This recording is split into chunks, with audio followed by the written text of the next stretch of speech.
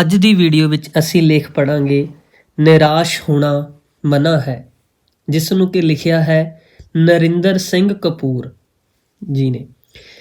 ਨਵੇਂ ਰਾਹ ਉਹਨਾਂ ਨੂੰ ਹੀ ਲੱਭਦੇ ਹਨ ਜਿਹੜੇ ਰਾਹ ਭੁੱਲ ਜਾਣ।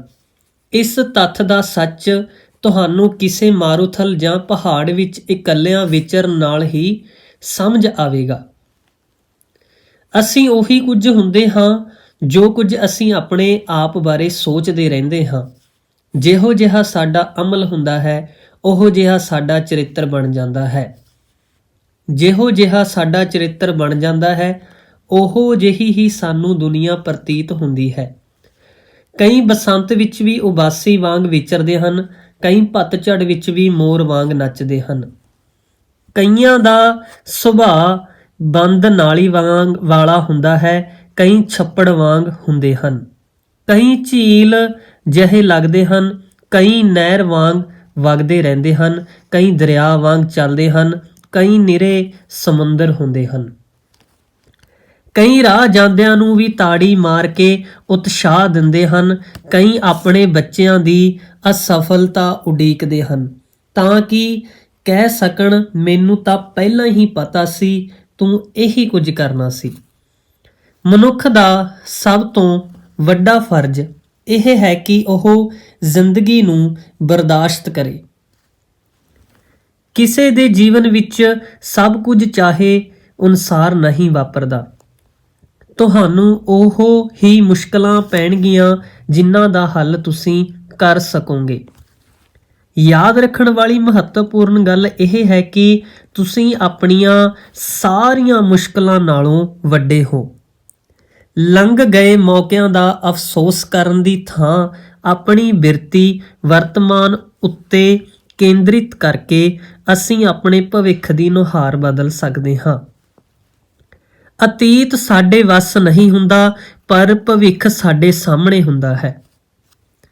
ਅਸਫਲ ਉਹ ਹੀ ਹੁੰਦੇ ਹਨ ਜਿਹੜੇ ਸਫਲ ਨਹੀਂ ਹੋਣਾ ਚਾਹੁੰਦੇ।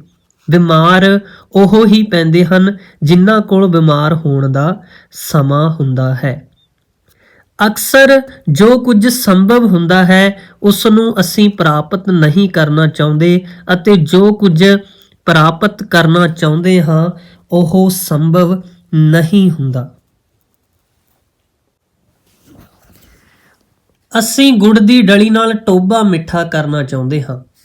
ਜੇ ਸਫਲ ਹੋਣਾ ਸਾਡਾ ਉਦੇਸ਼ ਹੋਵੇ ਤਾਂ ਕਿਸੇ ਵੀ ਹਾਲਤ ਵਿੱਚ ਅਸੀਂ ਨਿਰਾਸ਼ ਨਹੀਂ ਹੋਵਾਂਗੇ, ਪਰ ਅਸੀਂ ਤਾਂ ਦੂਜਿਆਂ ਨਾਲੋਂ ਵਧੇਰੇ ਸਫਲ ਹੋਣਾ ਚਾਹੁੰਦੇ ਹਾਂ। ਇਸੇ ਲਈ ਅਸੀਂ ਅਸਫਲ ਅਤੇ ਨਿਰਾਸ਼ ਹੁੰਦੇ ਹਾਂ। ਸਾਡੇ ਸਾਰਿਆਂ ਦੇ ਜੀਵਨ ਦੇ ਸਭ ਤੋਂ ਸੁਹਾਵਣੇ ਵਰੇ ਉਹ ਸਨ ਜਦੋਂ ਅਸੀਂ ਉਹ ਕੁਝ ਕਰਦੇ ਰਹੇ ਜਿਸ ਵਿੱਚੋਂ ਅਸੀਂ ਕਿਸੇ ਲਾਭ ਦੀ ਆਸ ਨਹੀਂ ਸੀ ਕੀਤੀ। ਜਿਵੇਂ ਬਾਜ ਬਾਜਾਂ ਨਾਲ ਅਤੇ ਕਬੂਤਰ ਕਬੂਤਰ ਨਾਲ ਉੱਡਦੇ ਹਨ, ਉਵੇਂ ਹੀ ਉਸਾਰੂ ਵਿਚਾਰ ਚੰਗੇ ਵਿਚਾਰਾਂ ਨਾਲ ਅਤੇ ਢਹਿੰਦੇ ਵਿਚਾਰ ਢਾਹੂ ਸੋਚਾਂ ਤੇ ਬਿਰਤੀਆਂ ਨਾਲ ਚੱਲਦੇ ਹਨ। ਕਈਆਂ ਦੇ ਗੋਡੇ ਬਹਿਣ ਤੋਂ ਪਹਿਲਾਂ ਹੀ ਦਿਲ ਵੀ ਬਹਿ ਜਾਂਦਾ ਹੈ। ਹਰ ਬੰਦਾ ਆਪਣੇ ਮਨ ਦੀ ਸੇਧ ਨੂੰ ਬਦਲ ਕੇ ਜੀਵਨ ਵੀ ਬਦਲ ਸਕਦਾ ਹੈ।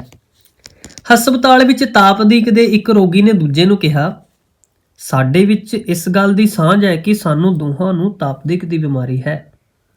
ਜਵਾਬ ਮਿਲਿਆ, ਨਹੀਂ, ਸਾਡੇ ਵਿੱਚ ਇਸ ਗੱਲ ਦੀ ਸਾਂਝ ਹੈ ਕਿ ਅਸੀਂ ਦੋਵੇਂ ਰੋਗ ਤੋਂ ਮੁਕਤ ਹੋ ਕੇ ਜਿਉਣਾ ਚਾਹੁੰਦੇ ਹਾਂ। ਹਾਥੀ ਨੂੰ ਆਉਂਦਿਆਂ ਵੇਖ ਕੇ ਇੱਕ ਕੀੜੀ ਨੇ ਆਪਣਾ ਡਰ ਪ੍ਰਗਟਾਉਂਦਿਆਂ ਦੂਜੀ ਨੂੰ ਕਿਹਾ, ਕਿਤਨਾ ਵੱਡਾ ਜਾਨਵਰ ਹੈ। ਉੱਤਰ ਮਿਲਿਆ, ਤਾਂ ਕੀ ਹੋਇਆ, ਉਹ ਇੱਕ ਹੈ, ਅਸੀਂ ਦੋ ਹਾਂ। ਇੱਕ ਮੁਟਿਆਰ ਨੇ ਦੂਜੀ ਨੂੰ ਪੁੱਛਿਆ, ਤੂੰ ਪਰੀਆਂ ਵੇਖੀਆਂ ਹਨ। ਉੱਤਰ ਮਿਲਿਆ, ਨੀ ਹੌਲੀ ਬੋਲ, ਕੋਈ ਆਪਾਂ ਨੂੰ ਵੇਖ ਨਾ ਲਵੇ। ਸਾਡੇ ਅੰਦਰ ਸ਼ਕਤੀ ਦੇ ਖੂਹ ਹਨ ਪਰ ਅਸੀਂ ਉਹਨਾਂ ਨੂੰ ਗੇੜਦੇ ਨਹੀਂ। ਜਿਹੜੇ ਪਹਾੜਾਂ ਦੀਆਂ ਚੋਟੀਆਂ ਤੇ ਚੜ੍ਹਦੇ ਹਨ ਉਹ ਪਹਿਲਾਂ ਆਪਣੇ ਮਨ ਵਿੱਚ ਲੰਮਾ ਅਭਿਆਸ ਕਰਦੇ ਹਨ। ਕੋਈ ਵੀ ਵਿਅਕਤੀ ਮੁਸੀਬਤਾਂ, ਮਜਬੂਰੀਆਂ, ਮਾਯੂਸੀਆਂ ਅਤੇ ਹਾਰਾਂ ਦਾ ਸਾਹਮਣਾ ਕੀਤੇ ਬਿਨਾਂ ਨਾ ਸਿਆਣਾ ਹੋ ਸਕਦਾ ਹੈ, ਨਾ ਤਕੜਾ, ਨਾ ਬਹਾਦਰ ਹੋ ਸਕਦਾ ਹੈ, ਨਾ ਸਹਿਣਸ਼ੀਲ। ਪਿਆਰ ਉਹੀ ਕਰਦੇ ਹਨ ਜਿਨ੍ਹਾਂ ਵਿੱਚ ਸਮਾਜ ਤੋਂ ਆਪਣੀ ਮਰਜ਼ੀ ਮਨਵਾਉਣ ਦਾ ਹੌਸਲਾ ਹੁੰਦਾ ਹੈ। ਭਾਵੇਂ ਉਹ ਹਾਰ ਜਾਣ ਪਰ ਉਹਨਾਂ ਨੂੰ ਆਪਣੇ ਵਿਸ਼ਾਲ ਅਤੇ ਡੂੰਘੇ ਅਨੁਭਵ ਉੱਤੇ ਮਾਣ ਹੁੰਦਾ ਹੈ। ਜੋ ਕੁਝ ਤੁਹਾਡੇ ਨਾਲ ਵਾਪਰ ਰਿਹਾ ਹੈ ਉਸ ਦੇ ਸ਼ਾਇਦ ਤੁਹਾਨੂੰ ਅਰਥ ਹੁਣ ਸਮਝ ਨਾ ਆਉਣ, ਪਰ ਆਪਣੇ ਗੁਜ਼ਾਰੇ ਪਰ ਆਪਣੇ ਗੁਜ਼ਰੇ ਜੀਵਨ ਉੱਤੇ ਝਾਤ ਮਾਰ ਕੇ ਵੇਖੋ। ਉਸ ਸਮੇਂ ਦੇ ਸਾਡੇ ਕੰਮਾਂ ਵਿਚਲੀ ਕਾਰਜਸ਼ੀਲ ਰੂਪ ਰੇਖਾ ਤੇ ਵਿਉਂਤ ਸਪਸ਼ਟ ਹੋ ਜਾਵੇਗੀ। ਅਤੀਤ ਵਿਚਲੇ ਸਾਡੇ ਹਰ ਇੱਕ ਕਾਰਜ ਵਿੱਚੋਂ ਇਹ ਵਿਉਂਤ ਝਲਕਦੀ ਹੈ।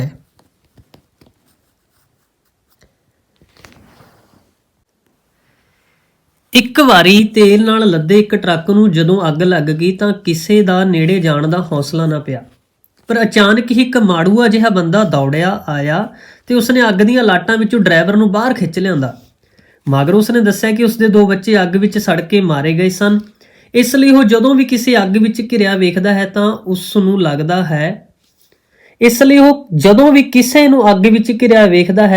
ਲੱਗਦਾ ਹੈ ਕਿ ਜਿਵੇਂ ਉਸਦੇ ਬੱਚਿਆਂ ਉੱਤੇ ਫਿਰ ਮੁਸੀਬਤ ਆ ਪਈ ਹੋਵੇ। ਸਾਡੇ ਵਿੱਚੋਂ ਹਰ ਇੱਕ ਕੋਲ ਦੇਣ ਲਈ ਕੁਝ ਨਾ ਕੁਝ ਹੁੰਦਾ ਹੈ। ਜੇ ਤੁਹਾਨੂੰ ਵਿਸ਼ਵਾਸ ਨਹੀਂ ਤਾਂ ਕਿਸੇ ਹਸਪਤਾਲ 'ਚ ਜਾ ਕੇ ਵੇਖੋ। ਕਈ ਇਸ ਉਡੀਕ ਵਿੱਚ ਹੋਣਗੇ ਕਿ ਤੁਸੀਂ ਉਹਨਾਂ ਦਾ ਹਾਲ ਪੁੱਛੋਗੇ। ਕਈਆਂ ਨੇ ਖੱਤ ਲਿਖ ਲਿਆ ਹੋਵੇਗਾ ਪਰ ਉਹ ਤੁਹਾਡੀ ਉਡੀਕ ਕਰ ਰਹੇ ਹੋਣਗੇ ਕਿ ਉਹਨਾਂ ਦੇ ਖੱਤ ਨੂੰ ਲੈਟਰ ਬਾਕਸ ਤੱਕ ਨਹੀਂ ਪਹੁੰਚਾਓਗੇ। ਇੱਕ ਵਾਰੀ ਇੱਕ ਬਾਦਸ਼ਾਹ ਨੇ ਮੁਨਾਦੀ ਕਰਵਾਈ ਕਿ ਅਗਲੇ ਦਿਨ ਉਸਦੇ ਮਹਿਲ ਦੇ ਬਾਹਰ ਇੱਕ ਲੋੜਵੰਦ ਦੀ ਮੰਗ ਪੂਰੀ ਕੀਤੀ ਜਾਵੇਗੀ। ਅਗਲੇ ਦਿਨ ਭੀੜਾਂ ਲੱਗ ਗਈਆਂ। ਇੱਕ ਫਕੀਰ ਆ ਕੇ ਅਖੀਰ ਉੱਤੇ ਖਲੋ ਗਿਆ। ਜਦੋਂ ਉਸਦੀ ਵਾਰੀ ਆਈ ਤਾਂ ਉਹ ਆਪਣੀ ਵਾਰੀ ਆਪਣੇ ਤੋਂ ਪਿਛਲੇ ਬੰਦੇ ਨੂੰ ਦੇ ਕੇ ਮੁੜ ਅਖੀਰ ਤੇ ਜਾ ਕੇ ਖਲੋ ਗਿਆ। ਸਾਰਾ ਦਿਨ ਉਹ ਐਵੇਂ ਹੀ ਕਰਦਾ ਰਿਹਾ। ਸ਼ਾਹੀ ਖਜ਼ਾਨਾ ਖਾਲੀ ਹੋ ਰਿਹਾ ਸੀ ਪਰ ਪ੍ਰਸ਼ੰਸਾ ਬਾਦਸ਼ਾਹ ਦੀ ਨਹੀਂ, ਆਪਣੀ ਵਾਰੀ ਦੂਜਿਆਂ ਨੂੰ ਦੇਣ ਵਾਲੇ ਉਸ ਫਕੀਰ ਦੀ ਹੋ ਰਹੀ ਸੀ। ਬਾਦਸ਼ਾਹ ਨੇ ਫਕੀਰ ਨੂੰ ਪੁੱਛਿਆ, ਇਹ ਕੀ ਕਰ ਰਿਹਾ ਹੈ? ਉੱਤਰ ਮਿਲਿਆ, ਜੋ ਕੁਝ ਤੁਸੀਂ ਕਰ ਰਹੇ ਹੋ ਉਹ ਕੁਝ ਹੀ ਮੈਂ ਕਰ ਰਿਹਾ ਹਾਂ। ਤੁਹਾਡੇ ਕੋਲ ਦੂਜਿਆਂ ਨੂੰ ਦੇਣ ਲਈ ਸ਼ਾਹੀ ਖਜ਼ਾਨਾ ਹੈ, ਮੇਰੇ ਕੋਲ ਦੇਣ ਨੂੰ ਤਾਂ ਮੇਰੀ ਵਾਰੀ ਹੀ ਹੈ, ਸੋ ਮੈਂ ਆਪਣੀ ਵਾਰੀ ਦੂਜਿਆਂ ਨੂੰ ਦੇ ਰਿਹਾ ਹਾਂ। ਆਲੇ ਦੁਆਲੇ ਝਾਤ ਮਾਰ ਕੇ ਵੇਖੋ, ਬੜੇ ਲੋੜਵੰਦ ਲੋਕ ਵਿਖਾਈ ਦੇਣਗੇ। ਆਪਣੇ ਘਰ ਦੇ ਅੰਦਰ ਝਾਤ ਮਾਰ ਕੇ ਵੇਖੋ, ਬੜਾ ਕੁਝ ਦੂਜਿਆਂ ਨੂੰ ਦੇਣ ਲਈ ਤੁਹਾਨੂੰ ਵਿਖਾਈ ਦੇਵੇਗਾ। ਜੀਵਨ ਦੇ ਇੱਕ ਪੜਾਅ ਤੱਕ ਸਾਨੂੰ ਵਸਤਾਂ ਪ੍ਰਾਪਤ ਕਰਕੇ ਖੁਸ਼ੀ ਹੁੰਦੀ ਹੈ। ਇੱਕ ਪੜਾਅ ਅਜਿਹਾ ਵੀ ਆਉਂਦਾ ਹੈ ਜਦੋਂ ਕੁਝ ਦੇ ਕੇ ਖੁਸ਼ੀ ਹੁੰਦੀ ਹੈ। ਕਈ ਪਹਿਲੇ ਪੜਾਅ ਤੋਂ ਅੱਗੇ ਨਹੀਂ ਲੰਘਦੇ, ਸੋ ਉਹਨਾਂ ਨੂੰ ਦੇਣ ਦੀ ਖੁਸ਼ੀ ਨਹੀਂ ਮਿਲਦੀ। ਅਜਿਹੇ ਵਿਅਕਤੀਆਂ ਤੋਂ ਖੋਣ ਵਾਲੇ ਕਈ ਪੈਦਾ ਹੋ ਜਾਂਦੇ ਹਨ। ਅਧਿਆਪਕਾਂ ਦਾ ਜੀਵਨ ਭਾਵੇਂ ਅਮੀਰੀ ਵਾਲਾ ਨਾ ਹੋਵੇ ਪਰ ਦੂਜਿਆਂ ਦਾ ਜੀਵਨ ਉਸਾਰਨ ਕਾਰਨ ਉਹਨਾਂ ਨੂੰ ਜੀਵਨ ਦੀ ਤਸੱਲੀ ਵਧੇਰੇ ਹੁੰਦੀ ਹੈ। ਪੁਰਸ਼ ਨਾਲੋਂ ਇਸਤਰੀ ਵਧੇਰੇ ਤਿਆਗ, ਸਬਰ, ਸੰਤੋਖ ਅਤੇ ਮੋਹ ਵਾਲੀ ਹੁੰਦੀ ਹੈ। ਬਹੁਤਿਆਂ ਵਿੱਚ ਸਾਥ ਪ੍ਰਾਪਤ ਕਰਨ ਦੀ ਤਾਂਘ ਹੁੰਦੀ ਹੈ, ਸਾਥ ਦੇਣ ਦੀ ਦਲੇਰੀ ਨਹੀਂ ਹੁੰਦੀ। ਸਾਥ ਦੇਣ ਦੀ ਬਿਰਤੀ ਇਸਤਰੀ ਨੂੰ ਥੱਕਣ ਨਹੀਂ ਦਿੰਦੀ।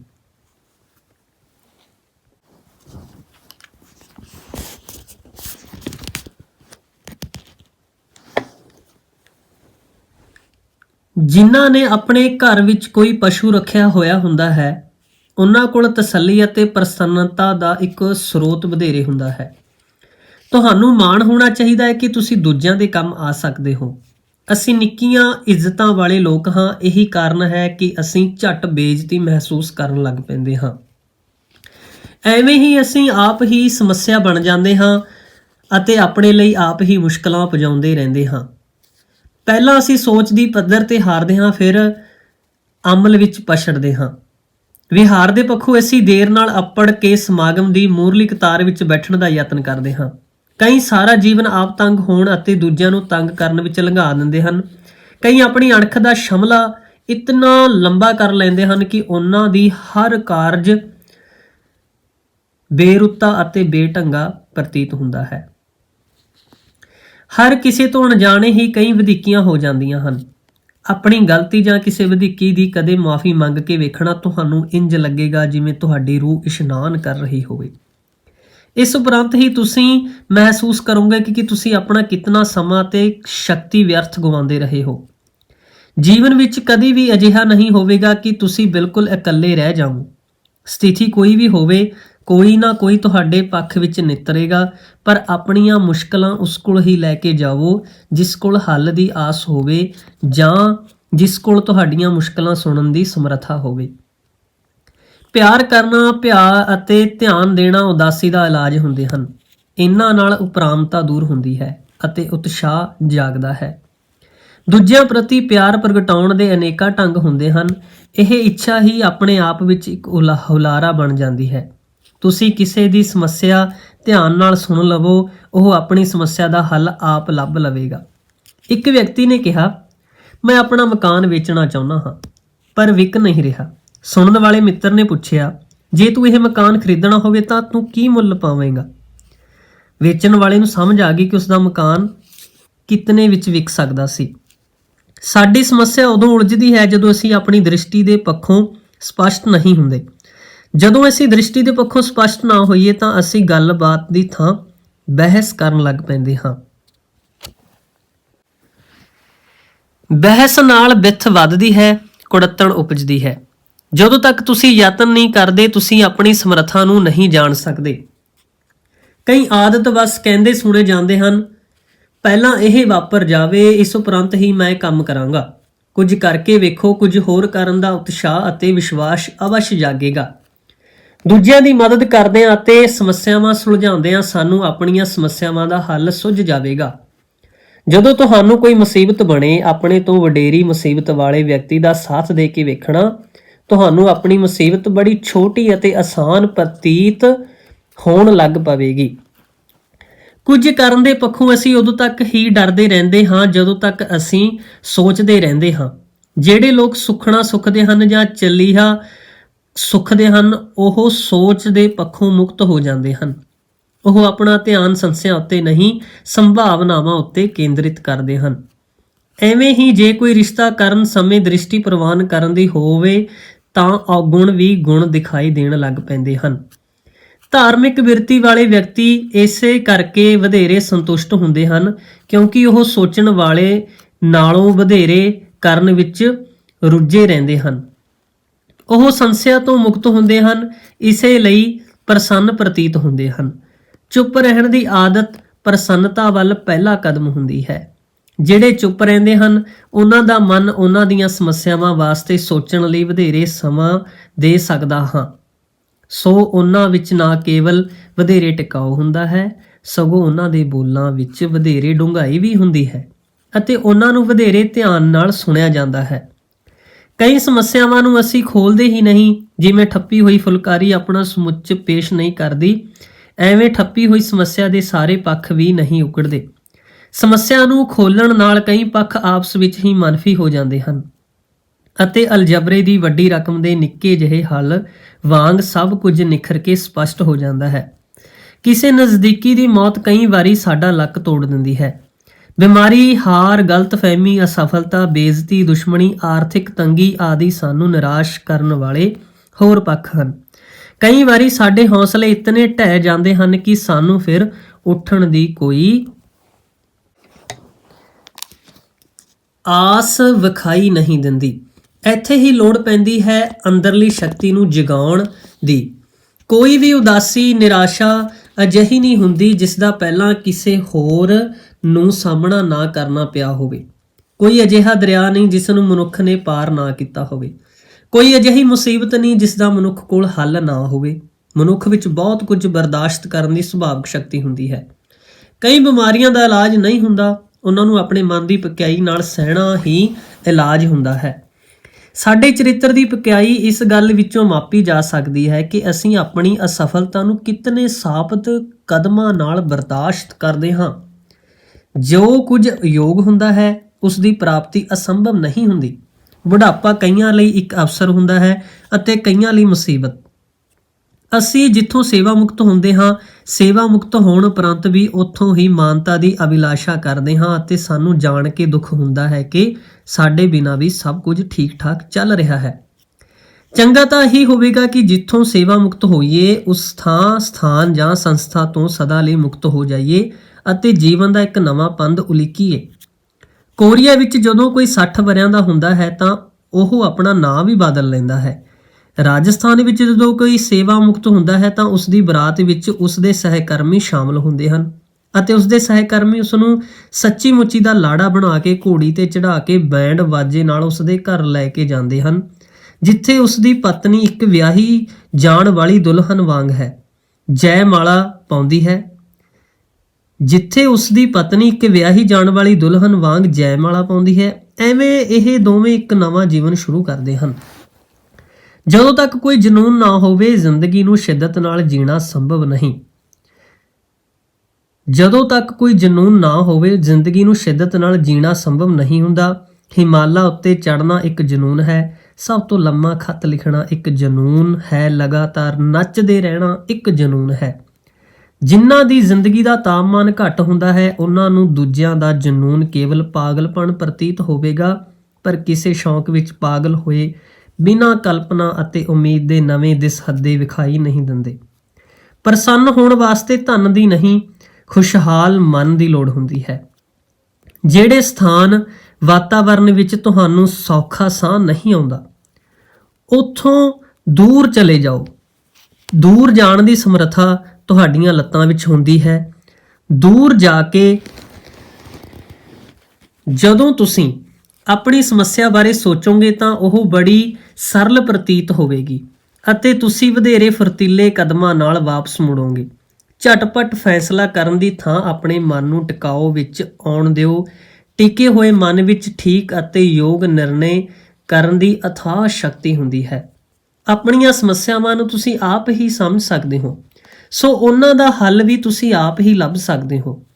ਇਹ ਯਾਦ ਰੱਖਣਾ ਵੀ ਜ਼ਰੂਰੀ ਹੈ ਕਿ ਜੋ ਅਸੰਭਵ ਹੈ ਉਸ ਦੇ ਹੋ ਜਾਣ ਤੇ ਤੁਸੀਂ ਵਧੇਰੇ ਦੁਖੀ ਹੋਵੋਗੇ, ਕਿਉਂਕਿ ਉਹ ਤੁਹਾਡੇ ਸਮੁੱਚ ਨਾਲ ਇੱਕ ਸੁਰ ਨਹੀਂ ਹੋਵੇਗਾ। ਸਾਡੀਆਂ ਸਮੱਸਿਆਵਾਂ ਉਦੋਂ ਤੱਕ ਹੀ ਪਰੇਸ਼ਾਨ ਕਰਦੀਆਂ ਹਨ ਜਦੋਂ ਤੱਕ ਅਸੀਂ ਉਹਨਾਂ ਵਿੱਚ ਦਿਲਚਸਪੀ ਨਾ ਲਈਏ। ਸਮੱਸਿਆ ਦਾ ਡਰ ਉਦੋਂ ਤੱਕ ਹੀ ਹੁੰਦਾ ਹੈ ਜਦੋਂ ਤੱਕ ਅਸੀਂ ਸਮੱਸਿਆ ਦੇ ਅਖਾੜੇ ਵਿੱਚ ਨਾ ਉਤਰੀਏ। ਫੌਜੀ ਉਦੋਂ ਤੱਕ ਹੀ ਡਰਦੇ ਹਨ ਜਦੋਂ ਤੱਕ ਉਹ ਜੰਗ ਵਿੱਚ ਭਾਗ ਨਹੀਂ ਲੈਂਦੇ। ਕਿਸੇ ਕਾਰਜ ਵਿੱਚ ਲਈ ਦਿਲਚਸਪੀ ਨਾਲ ਮਨ ਇਕਾਗਰ ਹੋ ਜਾਂਦਾ ਹੈ। ਇਕਾਗਰਤਾ ਆਪਣੇ ਆਪ ਵਿੱਚ ਸਾਰੀਆਂ ਸਮੱਸਿਆਵਾਂ ਦਾ ਹੱਲ ਕਰਨ ਵਾਲੀ ਸ਼ਕਤੀ ਹੁੰਦੀ ਹੈ। ਤੁਸੀਂ ਦੂਜਿਆਂ ਦੇ ਚੰਗੇ ਕੰਮਾਂ ਦੀ ਪ੍ਰਸ਼ੰਸਾ ਕਰੋ, ਤੁਹਾਨੂੰ ਪ੍ਰਸ਼ੰਸਾਯੋਗ ਕੰਮ ਕਰਨ ਦੀ ਜਾਚ ਆ ਜਾਵੇਗੀ। ਇਕਾਗਰ ਮਨ ਹੀ ਪ੍ਰਸ਼ੰਸਾਯੋਗ ਕਾਰਜ ਕਰਦੇ ਹਨ। ਕਈ ਵਾਰੀ ਸਾਡੀ ਉਦਾਸੀ ਦਾ ਕਾਰਨ ਇਹ ਹੁੰਦਾ ਹੈ ਕਿ ਅਸੀਂ ਆਪਣੇ ਸਰੀਰ ਜਾਂ ਦਿਮਾਗ ਦੀ ਅਧਿਕ ਵਰਤੋਂ ਜਾਂ ਦੁਰਵਰਤੋਂ ਕੀਤੀ ਹੁੰਦੀ ਹੈ। ਇਹ ਵਿਗੜਿਆ ਸੰਤੁਲਨ ਸਾਡੀ ਦ੍ਰਿਸ਼ਟੀ ਵਿੱਚ ਟੇਢ ਉਪਜਾਉਂਦਾ ਹੈ। ਲੋੜੀਂਦਾ ਆਰਾਮ ਕਰਕੇ ਸੰਤੁਲਨ ਨੂੰ ਮੁੜ ਬਹਾਲ ਕਰਕੇ ਅਸੀਂ ਗਵਾਚਿਆ ਟਿਕਾਓ ਮੁੜ ਪ੍ਰਾਪਤ ਕਰ ਸਕਦੇ ਹਾਂ। ਕੰਮ ਤਿਆਗ ਕੇ ਬੈਠਣ ਵਾਲਾ, ਕੇਵਲ ਸੋਚਣ ਵਾਲਾ ਵਿਅਕਤੀ ਆਪਣੀ ਹਾਰ ਬਾਰੇ ਸੋਚਦਾ ਹੈ ਅਤੇ ਉਸ ਨੂੰ ਡਰ ਲੱਗਦਾ ਹੈ, ਜਦੋਂ ਕਿ ਕਾਰਜ ਵਿੱਚ ਰੁੱਝਿਆ ਖਲੋਤਾ ਵਿਅਕਤੀ ਵਧੇਰੇ ਆਤਮ ਵਿਸ਼ਵਾਸ ਵਾਲਾ ਹੋ ਕੇ ਖਤਰਿਆਂ ਨੂੰ ਵੀ ਆਪਣੇ ਪੱਖ ਵਿੱਚ ਕਰ ਲੈਂਦਾ ਹੈ। ਜਿਨ੍ਹਾਂ ਦੇ ਮਨ ਵਿੱਚ ਆਸ ਉਮੀਦ ਹੁੰਦੀ ਹੈ ਉਹ ਲਹਿਰਾਉਂਦੇ ਸਾਵੇਂ ਰੁੱਖ ਹੁੰਦੇ ਹਨ, ਪਰ ਜਿਹੜੇ ਨਿਰਾਸ ਹੁੰਦੇ ਹਨ ਉਹ ਕੇਵਲ ਰੁੱਖ, ਕੇਵਲ ਬਾਲਣ ਬਣਦੇ ਹਨ।